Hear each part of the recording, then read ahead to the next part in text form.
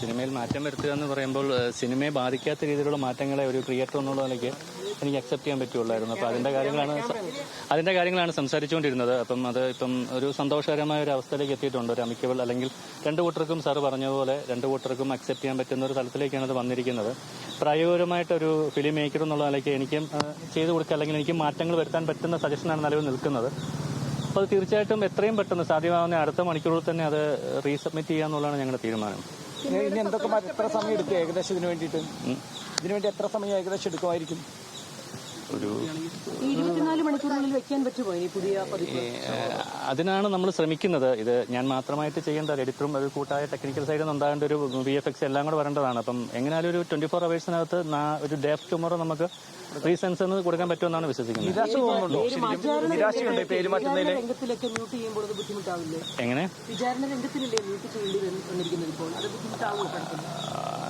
രണ്ട് സ്ഥലങ്ങളിൽ മ്യൂട്ട് ചെയ്യണമെന്നുള്ള ഡിമാൻഡ് CBSയുടെ സൈഡിൽ നിന്ന് ഉണ്ടായിട്ടുണ്ട്. അത് ബുദ്ധിമുട്ടാവുമെന്ന് ചോദിച്ചു കഴിഞ്ഞാൽ ഒരു കലാകാരൻ എന്നുള്ള തീർച്ചയായിട്ടും ബുദ്ധിമുട്ടാണ്. പിന്നെ ചില കാര്യങ്ങൾ നമ്മൾ അക്സെപ്റ്റ് ചെയ്തേ പറ്റുള്ളൂ. നേരത്തെ പറഞ്ഞോളൂ, സീനുകൾ കട്ട് ചെയ്യുന്ന കാര്യങ്ങൾ ആദ്യം അല്ലാന്ന് പ്രൊഡക്ഷൻ തന്നെ കൃത്യമായിട്ട് പറഞ്ഞു. എന്റെ കൂടെ തന്നെ നിന്ന് ആ സീനിന്റെ എത്രത്തോളം ആവശ്യകത സിനിമയിലുണ്ടെന്ന് മനസ്സിലാക്കി പ്രൊഡ്യൂസേഴ്സ് തന്നെ അത് പറ്റില്ല എന്നൊരു തീരുമാനം എടുത്തു. വളരെ വിചിത്രമായ വാദങ്ങളാണ് സെൻസർ ബോർഡ് രാവിലെ കൊടുത്ത അഫിഡവിറ്റ് വെച്ചിട്ട്. താങ്കൾക്ക് അത് കണ്ടിട്ട് എന്ത് തോന്നുന്നു?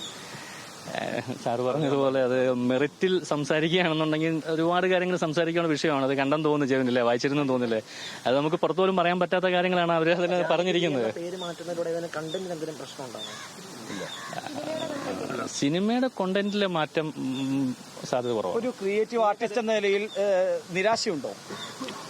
ഒരിക്കലും ഇല്ല. ഇവിടം വരെ എത്താൻ സാധിച്ചത് തന്നെ ഭയങ്കര വലിയ സന്തോഷകരമായ കാര്യമാണ്. കാരണം അങ്ങനൊന്നും ഇല്ല. ഇത് സിനിമ ഇറക്കുക എന്നുള്ളതാണ് ഏറ്റവും വലിയ കാരണം. ഈ നിൽക്കുന്ന എല്ലാവരും ഈ സിനിമയായിട്ട് ബന്ധപ്പെട്ട് കഴിഞ്ഞ് 2-3 വർഷമായിട്ട് ഒരുപോലെ എന്റെ പുറകെ നിന്ന ഒരു ആൾക്കാരാണ് ഈ പ്രൊഡക്ഷനിൽ ഇത്രയും പേര്. പ്രൊഡ്യൂസറാണ്, അദ്ദേഹത്തെ ഇതുവരെയായിട്ട് ഇൻട്രൊഡ്യൂസ് ചെയ്തിട്ടില്ല. J Phanindrakumar, he's from Chennai Cosmos entertainment.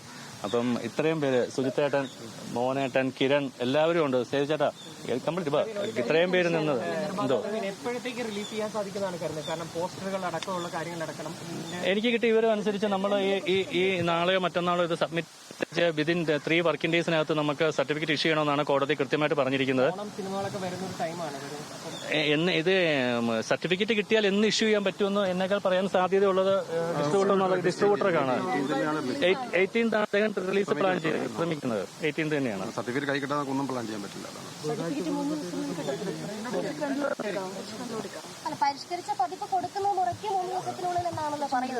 അങ്ങനെയാണ് പറയുന്നത്.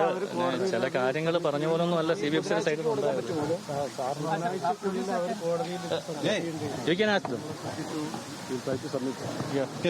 Sir, what's your response about the court decision? No, it's not about the court decision. We collectively decided, for the release of the film. We are more concerned about the release of the film. So we have to, we have accepted whatever the court has suggested to us. So we'll, I think,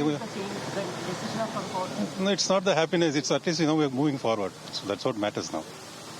What is the decision of no, we have agreed to it, so it has to be.